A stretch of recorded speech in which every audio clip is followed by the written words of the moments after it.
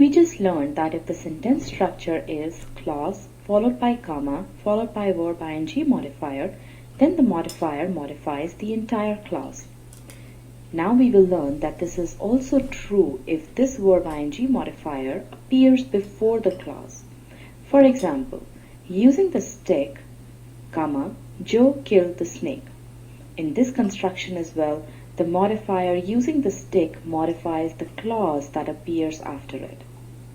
In certain cases, however, this modifier, instead of making sense with the entire clause, makes sense only with the subject of the clause. Let's look at an example. Wearing a black shirt, comma, Joe killed the snake. Pay close attention to the modifier, wearing the black shirt.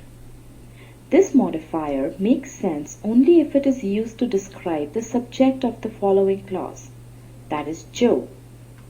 It does not make sense to describe the entire clause because wearing a shirt has no bearing to killing the snake.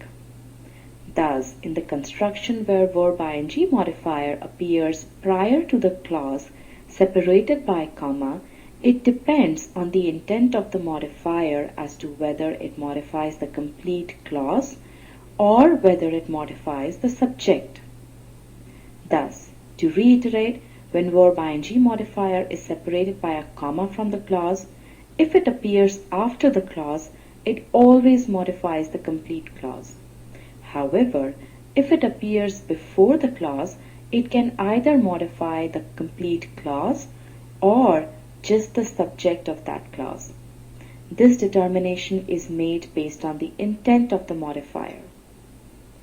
Review these examples once again to solidify this concept in your mind.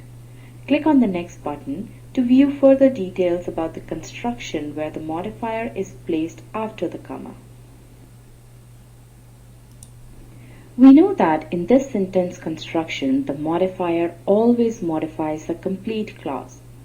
However, it can communicate two different meanings. Firstly, it simply describes the preceding clause. For example, in this sentence, the modifier using the stick indicates how Joe performed the action of killing the snake. Read another example.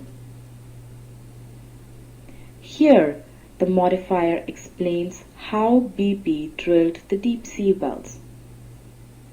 Now secondly, this construction can also be used to express the result of the preceding clause. For example, in this sentence, the modifier indicates the result or the effect of the action of the preceding clause. Joe killed the ailing snake, and this resulted in ending the snake's misery. Similarly, in the next sentence, the result of action of drilling the deep sea wells is indicated by the verb-ing modifier.